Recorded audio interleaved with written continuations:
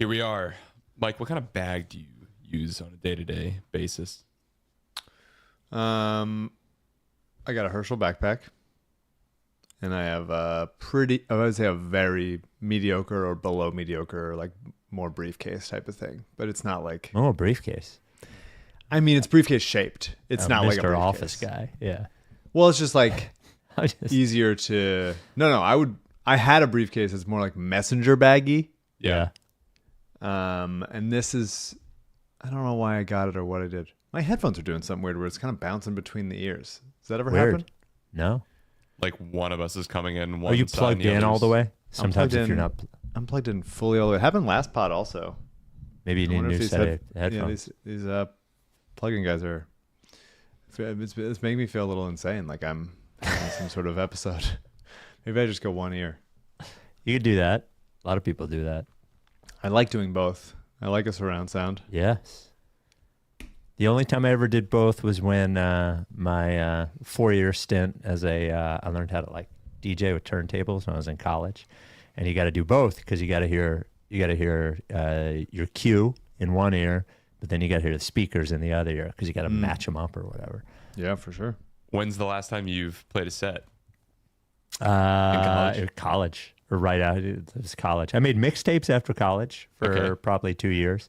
I still have I guess they don't make them anymore. I have a set of Techniques 1200s at my parents' house still sitting there, like the gold standard of those turntables. But somebody told me they're worth a lot now because I guess they don't make them the same way.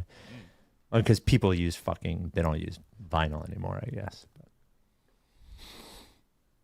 Are you? I guess you're in the market for a bag, CJ. CJ's asking everybody what kind of bag they use. I've been using the same JanSport since I got one in 2014 with my employee discount at Sears, and it's still holding up. It's just that it's funny you say like you're a double arm guy, like so am I.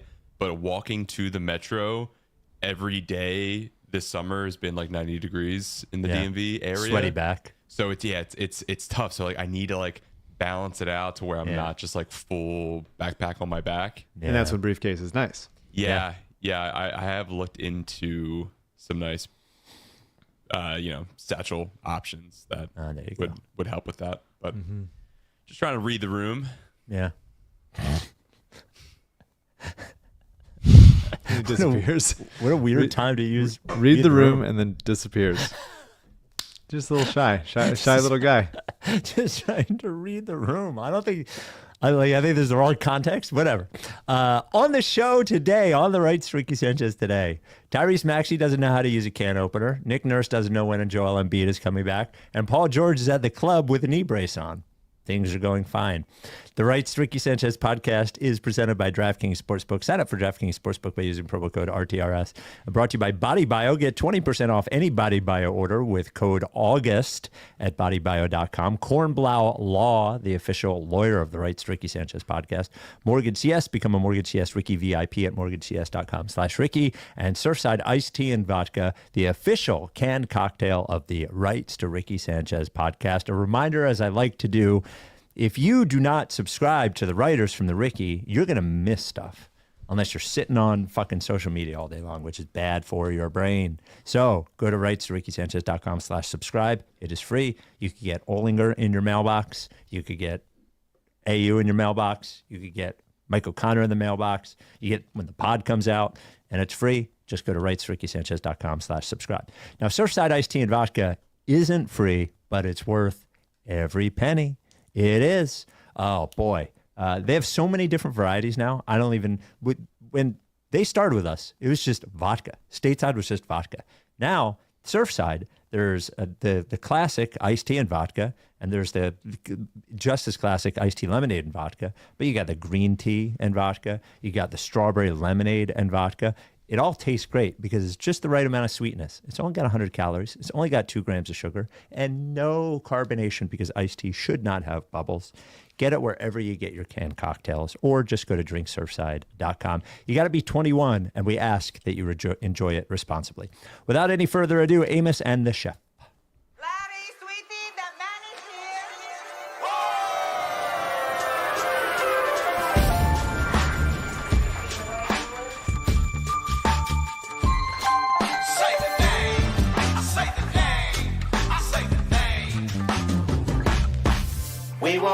y'all. We were right.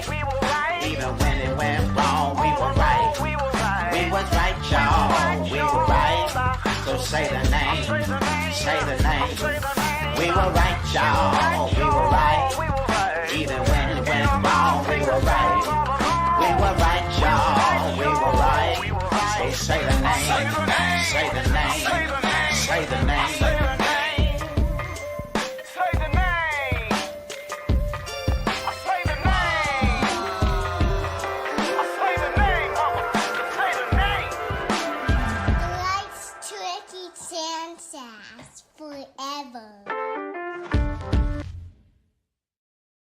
Welcome to the Rights Ricky Sanchez podcast. I'm Spike Eskin, along with a guy who isn't Taylor Swift, but he is here to announce his new album. That is one, Mike Levin. Announced my new, had a nice trip to the dentist this morning. Oh, no album though? No album, clean bill of health. Congratulations. Thanks, man. My album is going to be called Jordan Romano Fucking Sucks. And can you believe that we thought he was going to be the closer this year? Holy shit, this guy sucks. The classic Phil's thing of deciding collectively not to hit. It's borderline like cool solidarity. It's every time you start to get going on him. I know. It's legitimately they just refuse to let you just let go and get going on them, because as soon as you start to, they're just like, we're not going to hit, and here's Jordan Romano. Yeah, it felt like the year, and then they're like, what about one run in like 17 innings or something? Yeah, we won't get a hit till the 5th inning every game. That's fun. Yeah.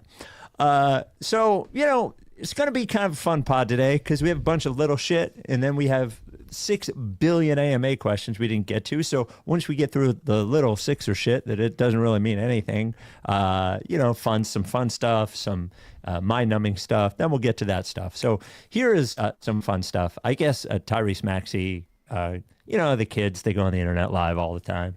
They'd just be talking.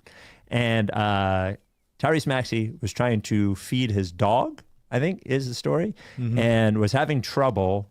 Here is what happened. And normally, Chef helps me use the can opener for my dogs. Well, tell me what I need to do. Somebody on here, help me out. Show me how to work this thing. He's pretty close.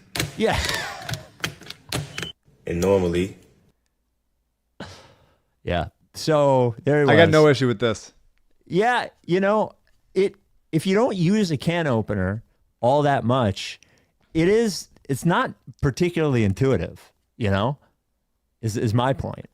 I like using a can opener. I think there is something satisfying about it. The Getting clamp all the way around, the turn, Yep. the throwing it away, it feels nice. It does feel like we as a society have evolved past it. How are we still doing it? A lot of cans have just the little crack can opener, the way that like a soda can would, obviously. I don't know why I'm explaining this, like people don't know this. But I don't mind him not knowing how to do it. I don't mind it. He's too busy playing basketball to know. I would love a list of things that Maxey doesn't know how to do, and the answer to those bet things he doesn't is know how all to fucking good. play ping pong real good. That's my bet. I actually bet he's pretty good at ping pong. His CJ's got a point. detector alarm, the batteries were dying as well. It didn't show in that clip, but in the full live, the chirping is going off. Oh, from his smoke alarm? Yeah. So in the same category of. So he's losing his mind a little bit. Which, I mean, I would say Maxey's 24? Like something like that. That's an incredibly reasonable time to not know how to do anything. Yeah. Totally good. My mom got me a can opener that you just put on top of the can and it goes, and it does not it by satisfying. Itself. I don't like that. Yes, I agree with you. But I would say this about the flip top ones. I'm always scared I'm going to cut myself on those. That's also fair. Or let me just throw this out. You think you're either going to cut yourself or Splat. it's going to startle and it's going to spill all Big over splatter, the place. Yeah. No, I see that. Yeah. I want my franchise players to be like pretty clueless about the world and how to like exist as a human inside of it. I just want you to like be a sicko obsessed with ball.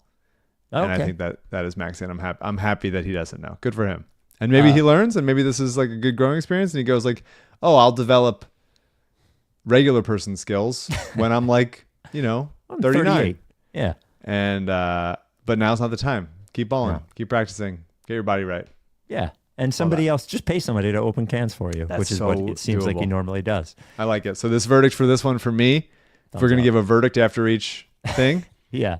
this verdict, not concerned. Not a problem. Not concerned either. A quick, because we're here, a quick smoke detector story from my home. So when we moved into my last home, I know you're like, how do you have a smoke detector story? Well, I'm 49. I got a fucking story for everything. Of course. I also have a smoke detector story. And Okay. While you tell yours, I'll decide if I feel like telling mine or if that's one too many smoke detector stories for a Sixers podcast. Okay. Well, it's August. So when we moved into our last house, the one in North Jersey, before we moved down here, all the smoke detectors obviously were already in there, so we didn't put any of them in there. So I didn't even think twice about them, right? They didn't chirp the first couple of years I was there, so I didn't have to think about them. So I have hip replacement surgery. And 4 days later, after hip replacement surgery, my wife had already committed to dog sitting somewhere. So I am in the house by myself. Now I can get around with was I using crutches at the point or whatever I was using at that point? Maybe it was a cane, maybe it was crutches, whatever. But I was 4 days away from hip replacement surgery. And the reason she decided to leave, by the way, is my surgery got delayed 3 weeks. It wasn't supposed to be that way. So I wake up the next day and one of them starts not just chirping, but beeping, right? And then another one starts beeping. The dogs are going the one dog, which is Rebel all the time, is going fucking crazy at the beeping. So what can I do? I have to get on a chair. 4 days after hip replacement surgery, I'm standing on a chair and I realize they're not normal smoke detectors. No. They're the kind that are like wired into the fucking ceiling. I guess these are like the new kind that last 10 years or whatever. You never have to replace the battery. Okay. I couldn't unscrew it. Now there's fucking 5 of them going off. They're all going off. Well, they all almost always go off at the same time. Yes.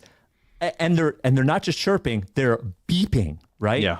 So I call the alarm company because I think maybe they're connected to the alarm. We don't even use the alarm. They're like, has nothing to do with us. I have to basically, I can't unhook it. I fucking smash one of them. Wow. It stops, but then I just go on the internet and I called an electrician and spent $300 to get somebody to come over and undo all of them. And he said, you're not going to have any smoke detection for the next however long. And I was like, I'm going to hope my house doesn't burn down. So Yeah. You don't need them until you need them. Yep. So that's my smoke detector story. During the pandemic, I still lived in that apartment. Yep. Which I caught a glimpse of because I was reading the Dan Olinger piece about the 5-year anniversary of the Mike Muscala shot. Oh yeah. And so he linked to our podcast that we were doing when the shot happened and the Thunder won that game. And I saw myself with the long hair, the long depressed COVID hair. Yeah. In the dark because I was in my living room and sometimes the lights would just go out during the podcast or the sun would go down. Anyway, in that apartment, 3 weeks into COVID, sometime late March, April 2020, all the smoke detectors, not just in our apartment, but in our entire building, went off at the same time.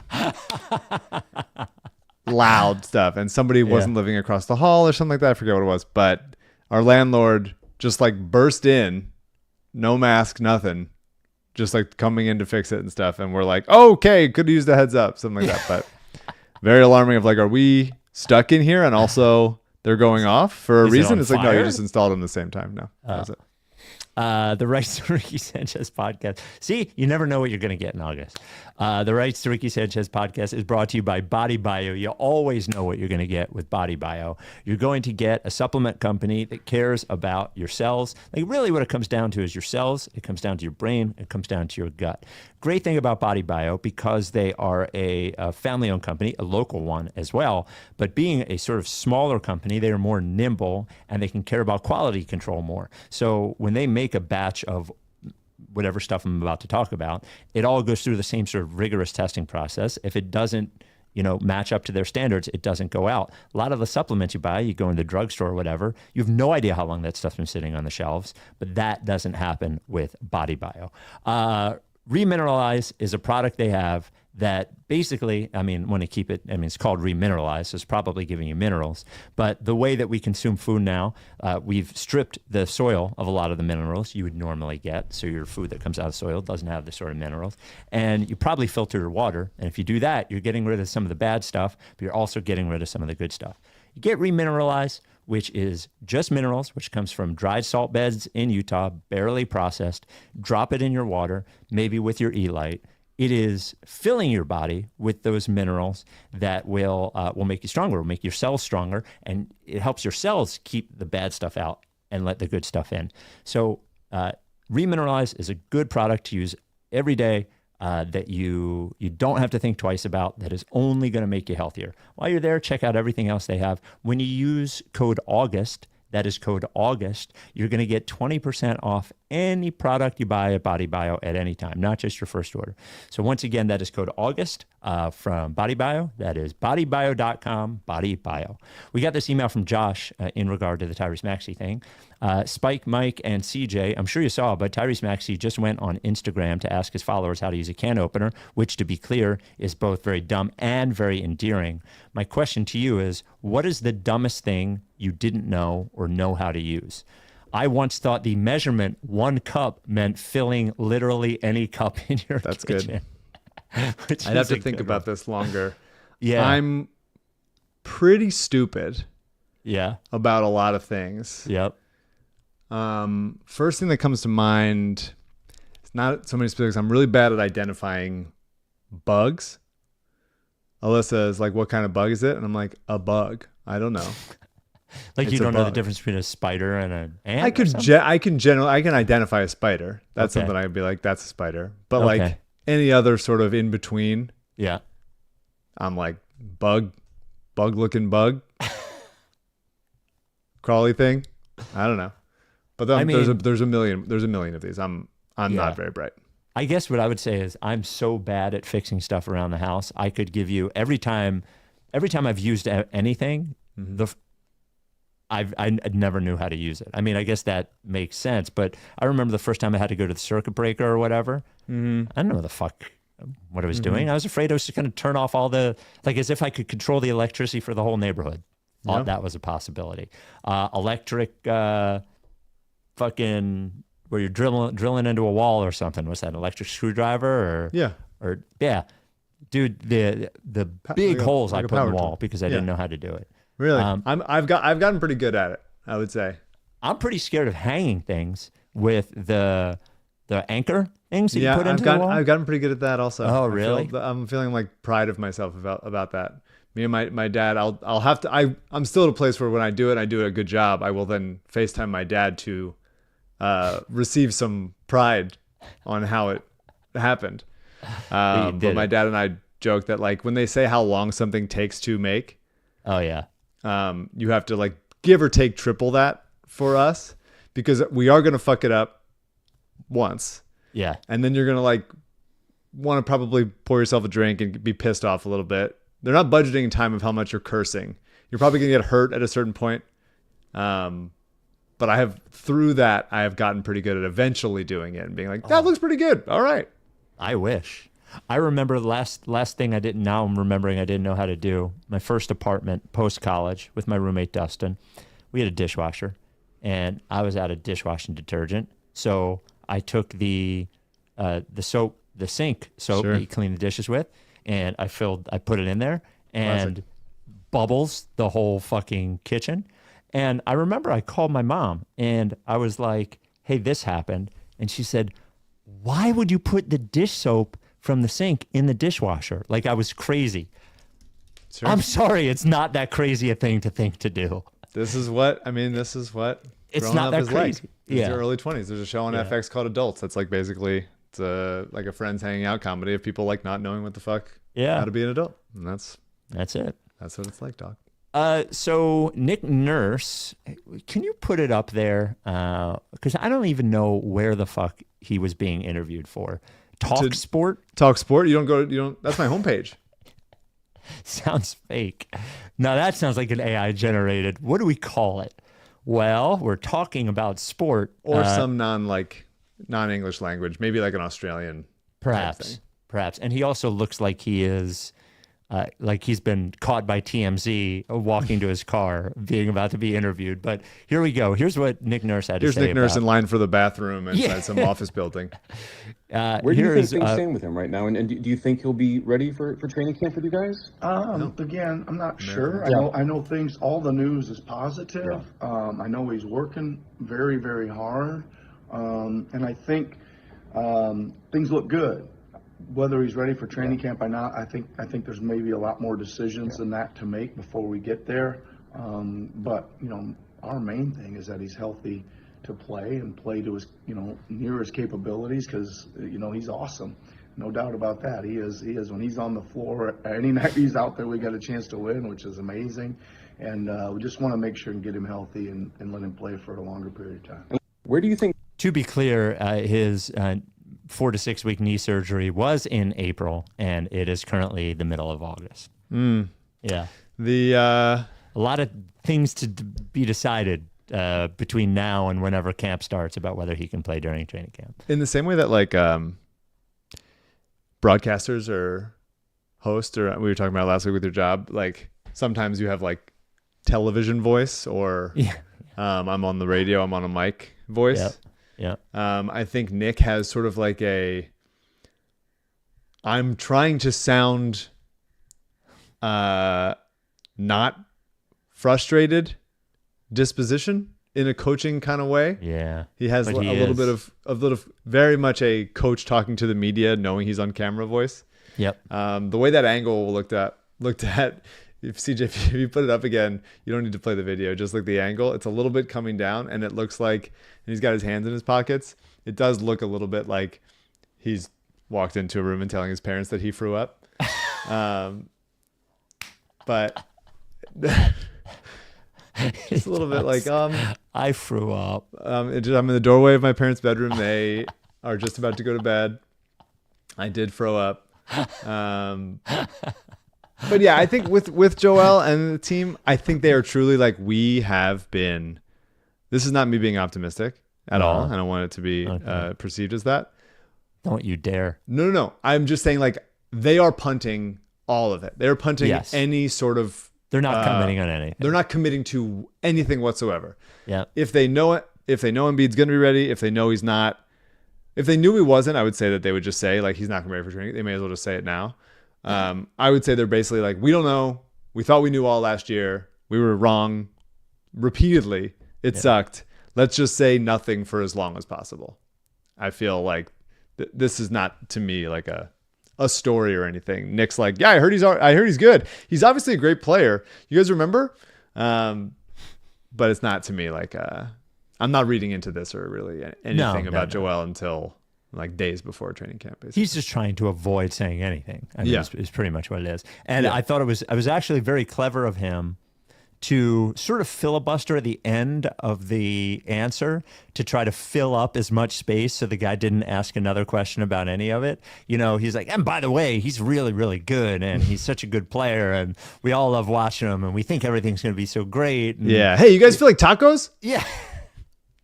Hey, what were we talking about? Let's just get that out. Yeah, get a couple tacos. Maybe a pitcher of beer. Yeah. Anyway, good talk. See you guys. Yeah.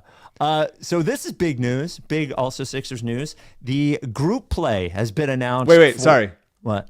My verdict on how concerned I am about this situation? Oh, yeah. Not concerned. Not concerned. Yes. That's 2 for 2. Not concerned. No, not concerned because of the answer. Concerned generally. Oh, definitely concerned generally. Yeah. Always concerned generally. Yeah. This is not, to me, this makes no difference, I would say. Now, I want to give you a second. So here's what I want you to do. Either I'm going to pause for a second just to let you go get your pen or whatever calendar app you use, or pen and piece of paper, whatever, or just pause the podcast and go get your pen, piece of paper, whatever.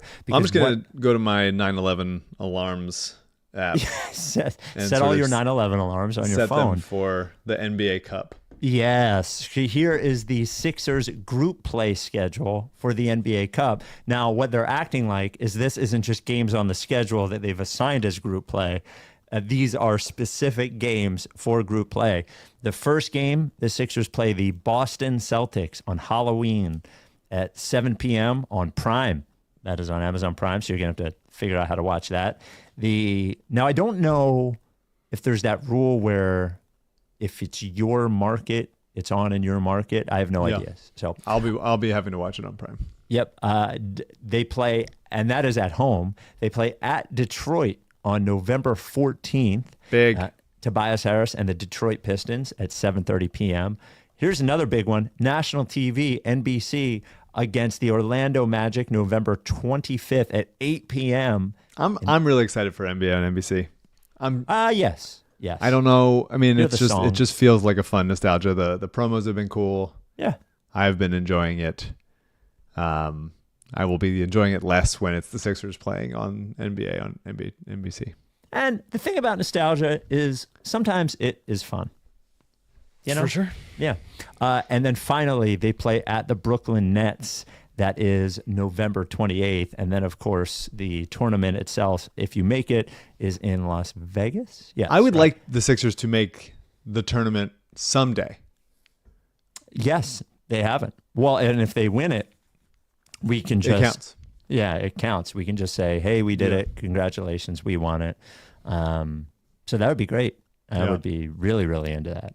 And, you know, the Celtics don't have Tatum. Don't do this. Don't do this. Don't do this. I'm not going to do it. The Rights to Ricky Sanchez podcast is brought to you by Kornblau Law. Here's the good news. I've been hinting at the fact that Kornblau helped me out with something. I got to tell you something. I haven't been able to talk about it yet. I got to tell you something. What? He helped me out with something too. Wait a minute. Are you serious? Mm-hmm. We had a call. Really? Had a call? Are you allowed to talk about it yet? No. Okay. Somebody's trying to fuck us. Somebody fucked me. Yeah. And he helped me out. And it's all signed, so I can talk about it. That's good. Yeah. So anyway, Kornblau Law. What he specializes in is, of course, personal injury. 4 decades, knows his shit, the best guy. Just use Kornblau. Kornblau at kornblaulaw.com, 215-701-4467. But I guess I can tell this story, right? So we move into this house. This is not a personal injury thing. And within like 2 days, the basement is flooding every time it rains. Like literally every time. Not just a little bit of water, like the whole floor covered in water. That's not good. And you look at the disclosure. You've talked about this before where they said, yes, it was like that. You look at the disclosure, there's nothing on the disclosure about it. Mm-hmm. Bring in a couple of experts, and I was like, has this happened before? And it's like, yeah, this has definitely happened before. Like I said, well, what would you say? I said to one of the guys, what would you say if I told you the person who lived there before said it never happened before? He was like, they're lying. So, okay. So we go to the sellers, and we're like, hey, I'm being nice about this. Could you help out here? And they're like, we're offended that you even reached out. I love that. You've said this before on the podcast. Yeah. And the level of frustration and anger and blood boiling rage that I feel when someone who is in the wrong, very clearly in the wrong, then acts like they're the one that is actually the victim here. Yes. We're offended. We're offended. We're morally opposed to this. How could you, the gall that you have, that kind of behavior. And you see it in politics, you see it in business all the time. Yep. Doc Rivers. When you're Doc Rivers, when you are approached like that and they handle it that way, it is like, we are supposed to be human beings. Yes. And you are acting in such a way that I don't think you're allowed to be anymore. You have to turn in your driver's license. You fucked up here. So I wanted some money, but what I really wanted was just like, hey, I'm sorry. Can we help? Because you can just say that. I got that response. I get in the car. I called Kornblau. He was on the vacation on the beach when he talked to me. I could hear it growing in his pants when I was telling him I needed his help. Like I could hear him, the excitement. Well, it's not supposed to make a sound. Well, it did. I don't know. It seems like a separate issue. All I know is by the next morning, he was like, well, according to the law, here's what you can sue him for if you want. And I was like, let's go. He sent the letter, blah, blah, blah. All I really wanted was them to be fair. They said, whoa, okay, we admit to nothing, but we're definitely going to be fair with you here. Kornblau got me the money that I had to spend, almost all of it, fixing the entire basement. It's not even his, it's not even what he does every day, but he was passionate about it. That's how he handles everybody who reaches out. Kornblau. If you've been injured in any way, Kornblau. If you have any other legal questions, I think he just likes, when somebody's been wronged, he wants to right the wrong. Once again, Kornblau at kornblaulaw.com. Thank you, Kornblau. 215-701-4467. That is Kornblau at kornblaulaw.com. 215-701-4467. Kornblau Law, the official law firm of the Rights Ricky Sanchez podcast. This is not Sixers related, but I really just thought it was one of the most amazing quotes I've ever seen. Now, if you remember correctly, well, within sports now, we have seen, hey, this guy is under suspicion for a bad betting thing or whatever they shouldn't have done. This guy's under suspicion. And the guy that is most seems like he definitely did it is Michael Porter Jr.'s brother. Right? I have that correct, right? So Michael Porter Jr. said the following. Here we go. Authenticity of the game, and we're talking about that, like the integrity of the game. Yeah. And yeah, the sports gambling stuff can affect that a lot. 100%. Think about it. There you go. You get mad at these dudes that do the sports betting, but think about if you could get all your homies rich by telling them, yo, no shit, bet $10,000 on my under, this one game I'm gonna act like I got an injury and I'm gonna sit out. I'm gonna come out after 3 minutes, and they all get a little bag because you did it one game. Like, that is so not okay. But some people probably think like that. They come from nothing, and all their homies have nothing, 100%. and they're like, bro, if I come out of this game after 3 minutes and y'all all hit on my under, we're all getting a little bag. Yeah. You know what I mean? And I obviously my brother went through his situation. Malik Beasley's going through a situation. His situation, Terry Rozier was in some hot water. That is almost word for word the hypothetical that I suggested here. And by the way, I'm just saying one thing. Could be anything. Also, I do have a brother. It's exactly the same situation by total coincidence.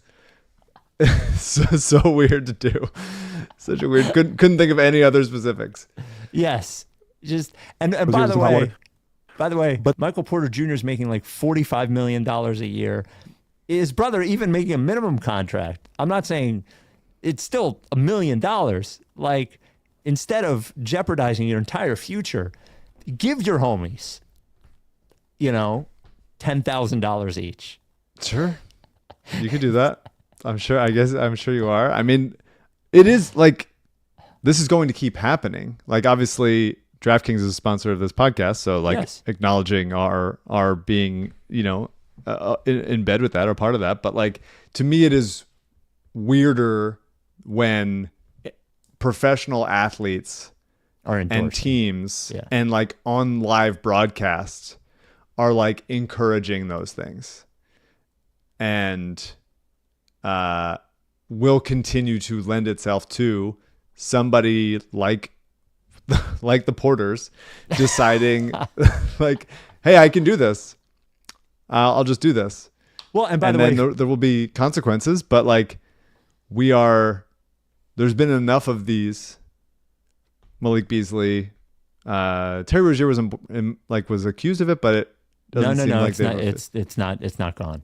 For sure, it's not. It's not gone. It is not gone. Okay. No. Yeah, but it hasn't been like no, it's out of the finish line. It's definitely not. Yeah. Well, the problem, And by the way, also fair to mention that these things happened before it was legal, just sort of in darker and dimmer ways. Of course. But there's something charming about the darker and dimmer ways, I guess. This is a little bit like too obvious. It's like, well, we all see it. We're all like looking at it. I mean, well, the other thing is like, it is...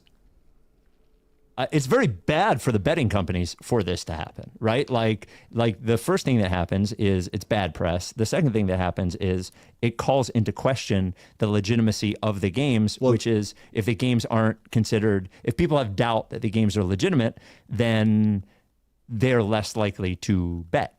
But it's not so bad for the betting companies that they are not like advertising live on the no. anymore. I'm not saying advertising is wrong. I'm saying that what is bad for betting companies is if the athletes are doing this. Of course, but what steps are they taking to like prevent that aside from like hoping it doesn't happen? Well, by the way, like it would be under the betting company, it would behoove them to stop it. Of course, like but it seems like they. I mean, aside from being like we every time going like we don't condone this or whatever, it just seems seems like everybody's too in bed with everybody, and there's no like aside from hoping that no bad actors do bad actor things. It seems like what would you profess they do? I would say like if you're an athlete, a professional athlete, you should not be like allowed to be like a spokesman or an advertiser or whatever for a betting company. Sure, that's on the league though. I mean, that's no for sure.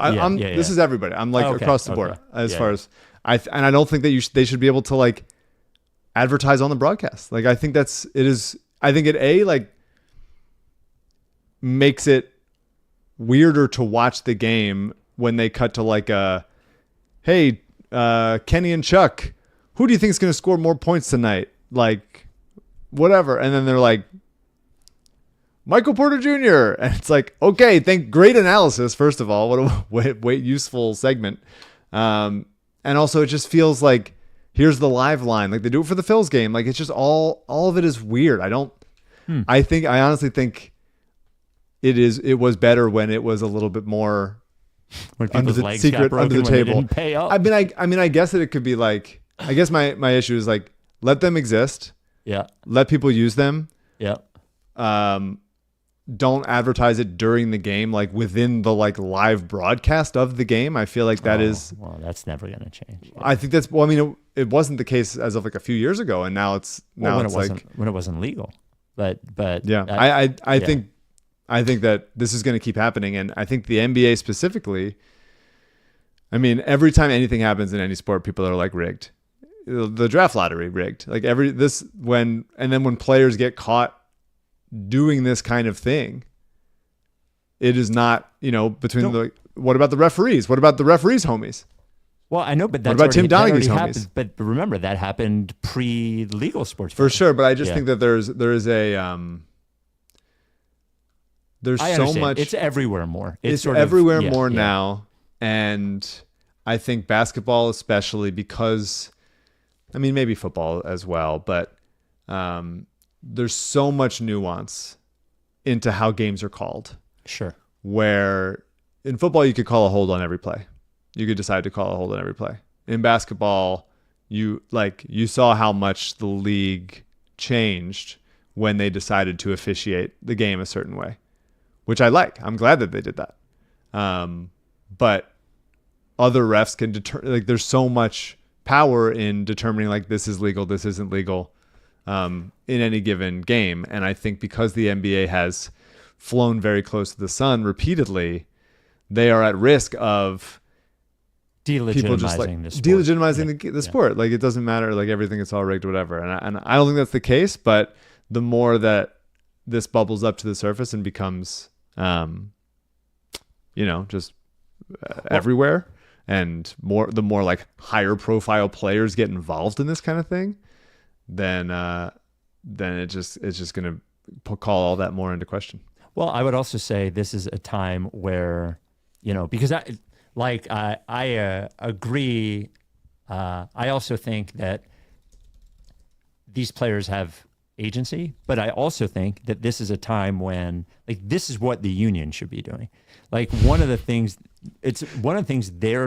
their union shouldn't be preparing them for these No, I'm things? sorry. I just looked up how many minutes Jonte Porter actually did play in that game, and it was 3 minutes. It was exactly 3 minutes. He couldn't even make up another number of how many minutes that he played before he decided to sit out. Sorry, I interrupted. I need to know which of his homies got a little bag. The fact that he went word for word exactly what happened to his brother is so funny. Oh my God. I know that the NFL has like seminars for players in the beginning about investing their money and those sorts of things. I think while I think social media should be something that these guys are constantly like, I just think there's more to a union than just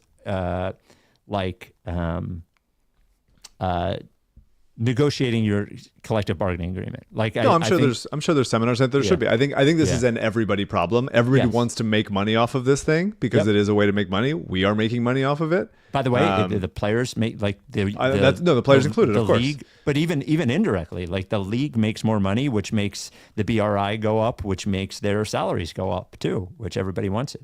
Sure. But these kinds of things are going to happen until they like actually take it seriously and not just like cross their fingers and hope everybody acts right.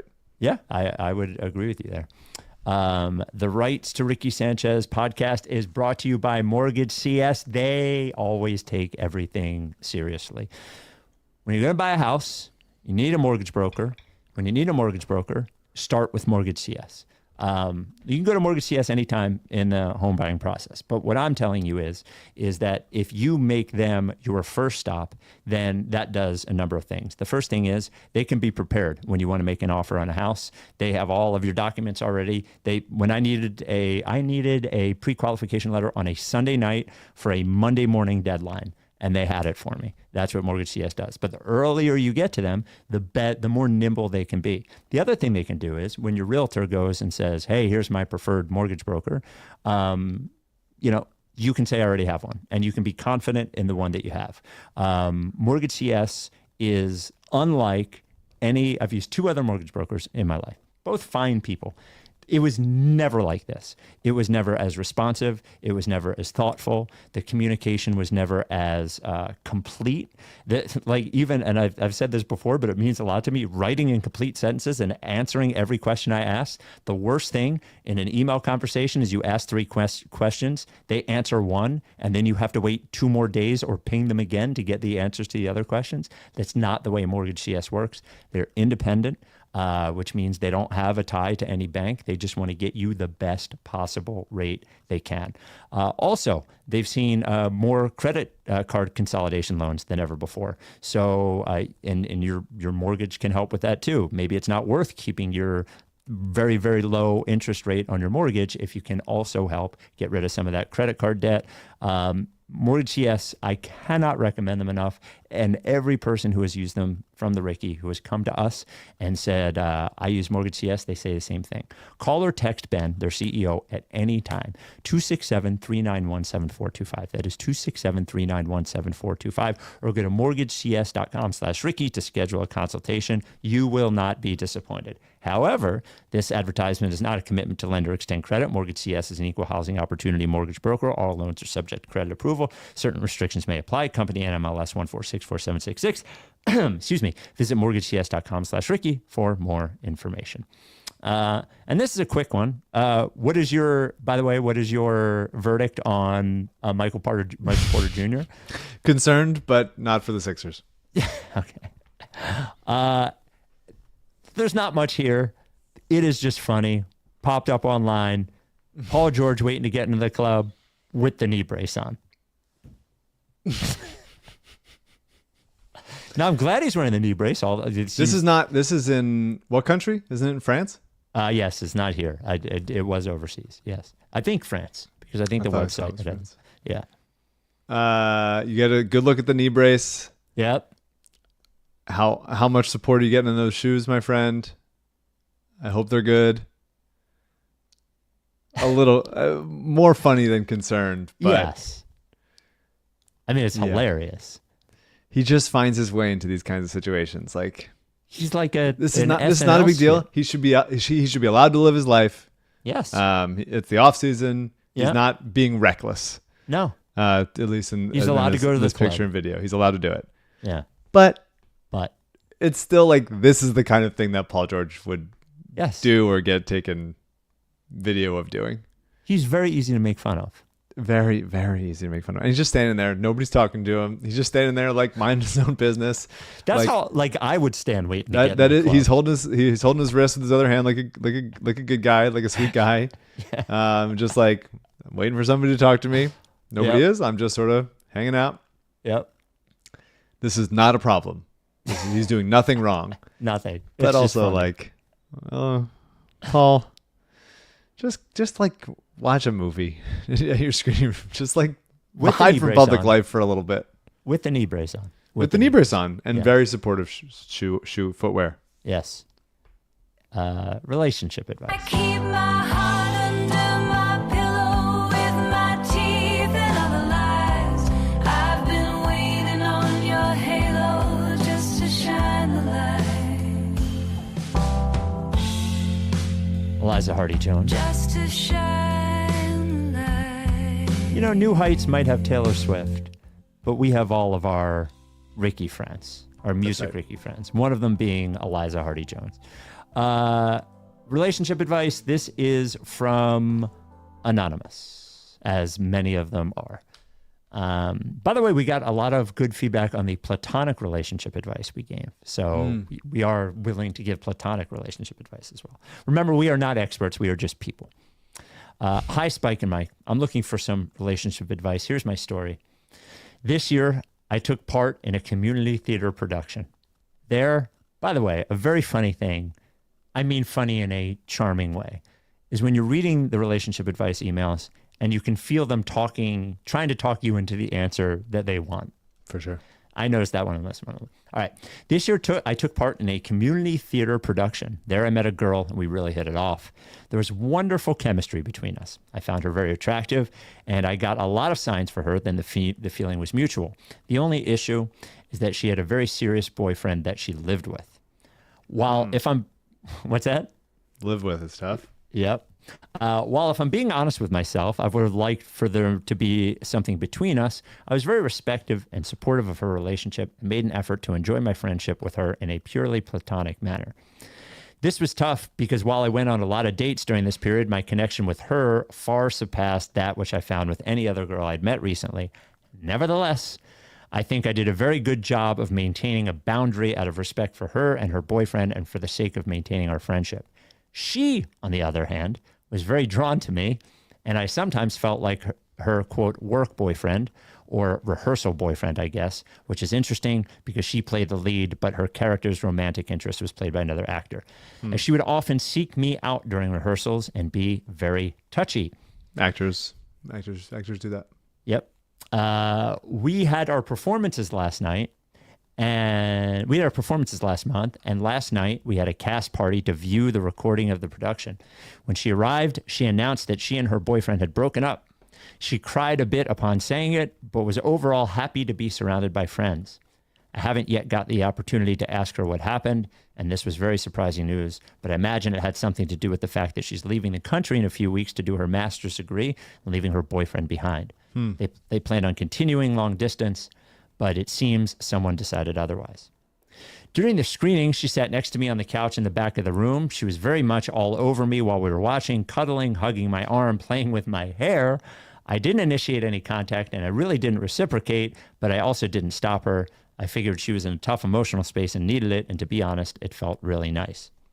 The screening ended late, and me and her said we'd meet up before we fly. I'm also going on a student exchange program to say farewell, and also so she can fill me in on what happened with her ex.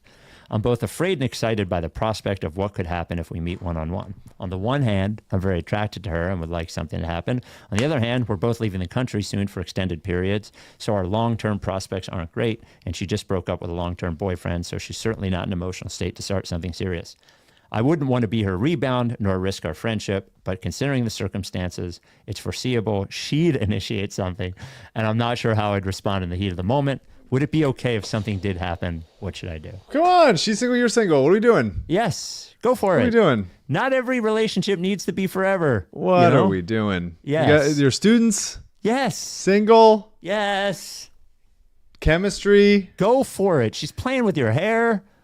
Playing with hair is, I think come that's on. as much of a sign as a person can get. Yes. Playing with your hair? Not like, come on. And I would like to know, because this is a clear cut one. Yes. This is clear, almost at the point that this email was sent, almost not worth the email. Yes. There's no moral qualm. Nope. No boyfriend anymore. You met seemingly not long ago. Yes. She There's no, might be thinking, by the there's way, no about material you. friendship to save. Well, she might be thinking, what is his deal? I was playing with his hair. I was playing with his friggin' hair, dude. Yep. I want to know the most interesting thing to me about this and kind of all of the relationship advice questions. Has anyone been listening to this podcast and heard a relationship advice question about themselves? Because this is like distinguishable. Yes. Well, there's so too many specifics in this to where if this is you, you're not going to be like, is that me? Like you got to know at a certain point that this is being. So I want to know, has it ever happened either someone listening or someone telling someone else listening? Because if I know somebody that's in a community program, I'm not saying it should happen. I'm not going to out this guy, whatever. But I want to know if anyone ever has, if there's ever a subject of a relationship advice email that has listened to it. If that's the case, please reach out to us. Yeah. Oh my God. Could you imagine you're just listening to the podcast and there's a That's the relationship dream, I think. advice I think that's question the dream. About unless you? Unless it's like, I'm thinking of leaving my husband. Unless it's that. If it's that, that's not the dream. Yeah. I would say go for it. And the other thing is, and you mentioned this, you worried about the friendship is like, come on, man. Like, what are we talking about here? Like, friendship seems based on a lot of flirting and yeah, touching. you guys are attracted to each other. It's not, I'm not saying, I'm not one of those people who says male, female friendships can't exist. They surely can. This seems like this is pre-hookup dynamic. Right. Just go for it, And if she goes away and you go away and you'll eventually be back. Yeah. This is open and shut. Yep. Case closed. Case Concern closed. level low. Now, I thought we already knew this, but there was a news cycle about it this week, so I suppose maybe we didn't. From Evan Sidery at Forbes says officially the Sixers black uniforms are back. I feel like we get this news story every 3 months. Yeah, I thought it already happened. And my official stance on them is we all thought they sucked at the time. They suck, but they come from a fun time. So this is nostalgia, and it's cool because of when it came from. But I think aesthetically they suck. I don't think they suck necessarily. I don't think they're my favorite. I think they're certainly of a time, and I would say a lot of it is nostalgia, and a lot of it is just Iverson being Iverson and making it look cool. I think it is the thing that is annoying about sports today is the like, oh, we have a new special city jersey every year. Yes. Yeah. And it's too much. Who buys these? After you do like a couple cool ones, then it's like, well, we got to do a crazy one. And that's how you get the fucking awful Phillies. Very bad Phillies one. Yeah, they're awful. That should never have been allowed to be seen in public. No, they're horrible. And just like going crazy colors. And it's like, that's not any of your color palette, any team. Going back to an old jersey once in a while, I do think is cool. And I think it's overdue.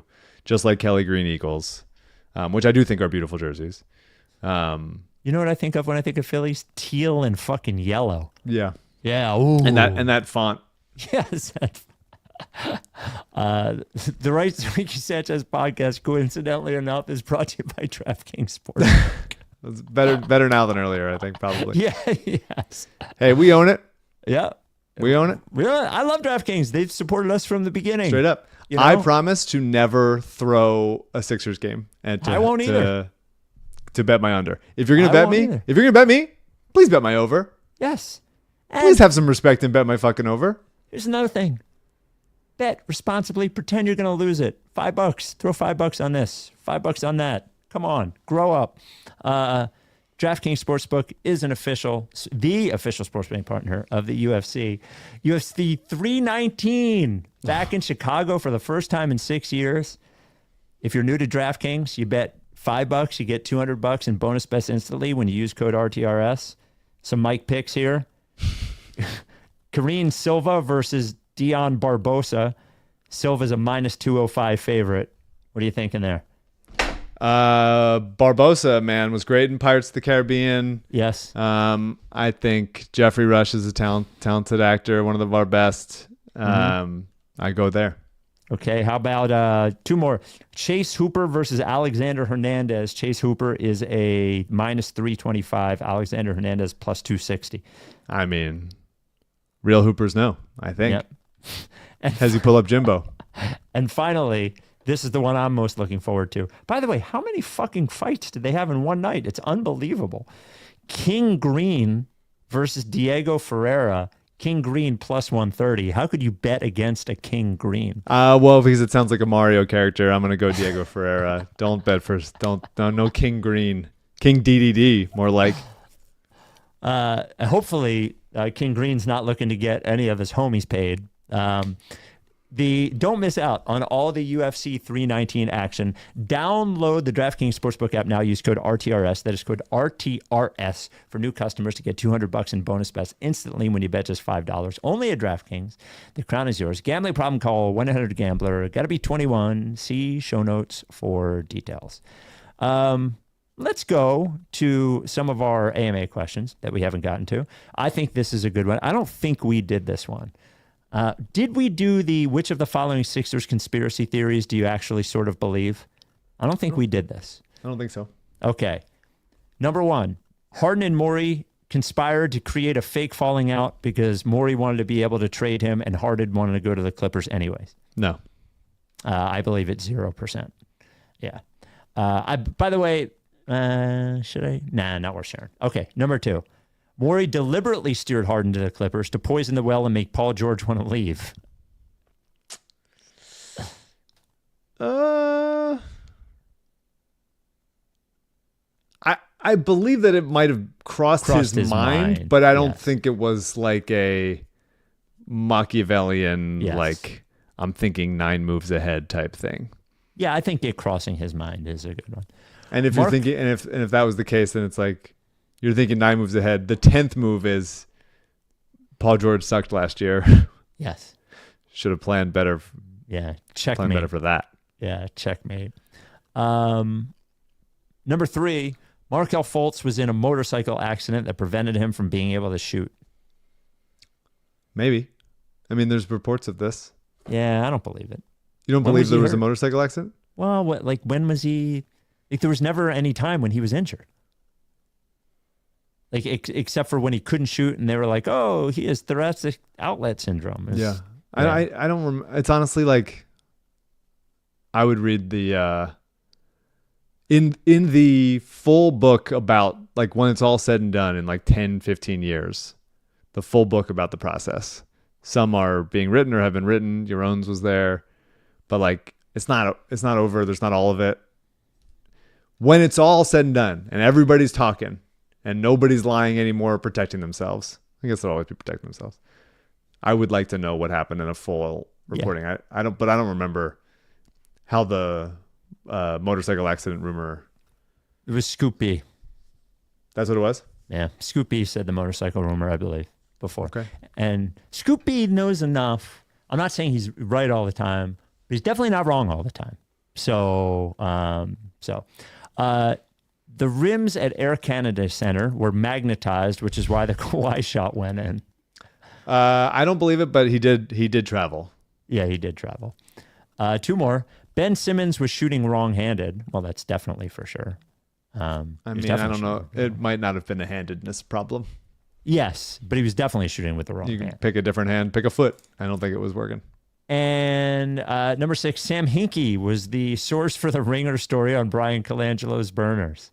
I mean, this is the Colangelo thing is the biggest. don't we all think it unchecked was, box. Don't we think it was Doc Lance Pearson? Don't we think that's I who don't it was? think so. You don't think so? I don't think it was someone that works for the team. Oh, really?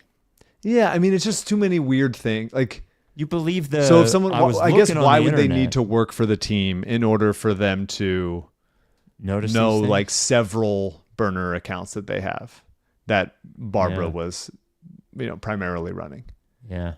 Why? What does point. like team affiliation have to do with it? I mean, I truly think somebody was just in the replies of someone saw like some weird, like, this guy's defending Brian Colangelo. Like, I wonder what the first tweet that this person saw was. So, and it's like, let's see who this person followed. I think it just sort of happened kind of that way. And then backed into discovering. So you don't think it was a person of note, and you don't think Ben Dietrich knows who the person was? I don't know. I mean, the fact that it is still hidden. It's pretty wild. It's pretty wild. Yeah. I guess it'd be funny if it's a person of note, if they're still in the league. Yeah. It's certainly their desire to want to remain hidden after all this time is intriguing. Mm-hmm. And maybe lends itself to being like, hey, I still work with the Sixers or with the league or around Brian or whatever. It's just bizarre. It's just, all of it is still bizarre. And I would like to know the answer. Would you rather know this or the Fultz thing? This. Okay. The Fultz thing, I think, no matter which direction, whether he got into an accident or just what seems more likely, tried to change his shooting form and just never was able to like regain it and sort of lost confidence and faith in himself. And I think it that's just sort the of most likely snowballed scenario. and spiraled out of it, which is very, very sad. I think either way, it's just sad. There's more intrigue to me in how this was discovered, who did it, who was, what happened when it was reported, who told Brian that this is happening, and then all the accounts shut down or like got locked. Like, all that stuff is so juicy, and I would like to one day. I mean, Pablo has been trying for years, I think, to try to get the full story. Oh, has he? I think he said it. I think he said it live on Live Ricky when he was inducted into the Process Hall of Fame that he's been trying. Come on, Pablo, grow up. You got that fucking NFLPA document. You got the Wilt 100-point game stuff. Like, come on, what the hell happened? This is the story of our time, the preeminent story of our time. Non-basketball question scenario. Mike and Spike are in couples counseling. How long into the first session does Spike bring up the fact that Mike never looks at the rundown despite all the time Spike puts into it? I do look at the rundown. You do? I do look at the rundown. Not always. Yeah, right. But I do look at it. And the answer is within the first 5 minutes of you would? the counseling. I mean, well, I don't have a problem with it now. I like our dynamic now. Yeah, I have it up. I always have it up. I always click on it. You're it's always always looking here. at it. I can. If you're talking, if you're reading an email, I'm like, okay, let me follow along.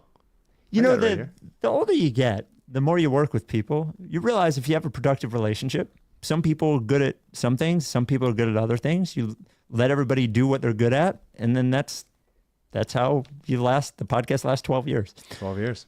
Speaking of which, from Reddit, from VQC87, what's the end game for Rights to Ricky Sanchez after a chip? When one of you dies, championship. Win a championship. Win a championship. Us on the parade. Yeah. Someone throwing a beer can at me, hitting me on the forehead, like Howie. That's how you die. And that's how I die. I die at the parade. Yeah. This from 12345 Sixers. Can you make me a ranking of who is most to least likely to be traded this year out of Maxey, McCain, Edgecombe, and Grimes? Let's say Grimes signs a real contract, not a qualifying offer. Sure. So I would say Edgecombe is the least likely. I would agree. And then probably Maxey, McCain are a toss-up. You can't do toss-ups. Then I would say... Can I tell you why I think it would be Maxey? Please. Because McCain doesn't make any money. And it would just be really hard to make a significant trade, which it would be, Like, you're not going to sell and trade him for fucking draft picks. I don't think. But, I mean, in a world where you trade either of them, you could use McCain to get off of Paul George. It's not something I would do. Jesus, I would. I'm sorry for I taking would do Lord's name in it. vain. But people talk about that. I would throw up. You could. It's an easier toss in to be like, hey, Maxey, McCain, don't. We find it unlikely they'll be able to coexist at a high level. Yeah. Defensively, obviously. So you can just swap young rookie contract, intriguing player for a separate young rookie contract, intriguing player. I could see that maybe happening. I think it's probably unlikely. I think more likely is Embiid and Paul George are hurt, horrendous, old, etc. Yeah. And you bail. just sell Maxey and let McCain take over on a rookie deal, and it's him and Edgecombe's team. So you're saying Edgecombe least likely, McCain next least likely, then Maxey, then Grimes? Yeah. Okay. I think that's right. And we'll end on this one. And I have to admit, the first time I read this email, I was like, this is a Sixers fan being a whiny baby. But then I really thought about it, and I thought he had a point. This is from Ransom, who has been listening to us for a very long time. Hi, Spike, Mike, CJ, and Daryl. In listening to far too NBA podcasts, including the Ricky, I think I've noticed something untoward in discussions of the Sixers and wanted your opinion. All of Sixers stuff is untoward, by the way. I'm not trying to be a pearl-clutching Philly fan, but it does seem like the treatment and discussion of injuries is very different for the Sixers compared to other teams. Recently, there have been a slate of awful injuries to major stars, and the resultant discussion from the commentariat is always how awful this is. First for the player themselves, then for their teammate and fans. Think about Lillard, Halliburton, and Tatum in the last few months. When it comes to the Sixers, though, it seems no such grace is provided. Instead, when Embiid has a leg fallen on or his face broken, it's, look what happened to you, you fucking losers. Let's point and laugh. I even noticed Mike do a version of this recently when describing last season, in which Embiid was functionally out for all of it. PG legitimately missed a month before being shut down, and even Maxey missed several weeks. Mike called it an embarrassment. I have heard the same sentiment elsewhere. I'm not claiming last season went the way we wanted, far from it, but to be fair, if this upcoming season the Pacers, without their offensive engine, miss the playoffs, would their fans, the Ringer-verse NBA pods or whatever, rush to laugh and call them embarrassing? If, God forbid, Giannis got hit by a bus during training camp, the Bucks would struggle to win 15 games. Do we think the predominant expressed sentiment would be, wow, the Bucks are a laughingstock? So what gives? Is this some psychopathic retribution for the process people are still playing out? Maybe it's very Philly fan of me to care or notice this, but it's definitely happening. Yeah, I mean, I've talked about this before, about specifically Embiid. Yeah. About how people seem to relish him like suffering, and it really is LOL stay. Fucking loser. And everyone else, it seems like when they injured their knee, like there's a eulogy for them, like it's I don't know why ever. I don't think the issue is we should be more cruel to people when they get hurt. No. That's certainly not how I feel. I do think people are weirdly callous about Joel. That's why I loved the ESPN piece from Dotun that we talked about so much, because it really let people into like who he is as a human being. I think if I try to take myself out of it, like even Kawhi, who has also had several like chronic injury issues, I think it is because other people succeeded in the playoffs and Embiid hasn't. And the Sixers fans are loud and annoying.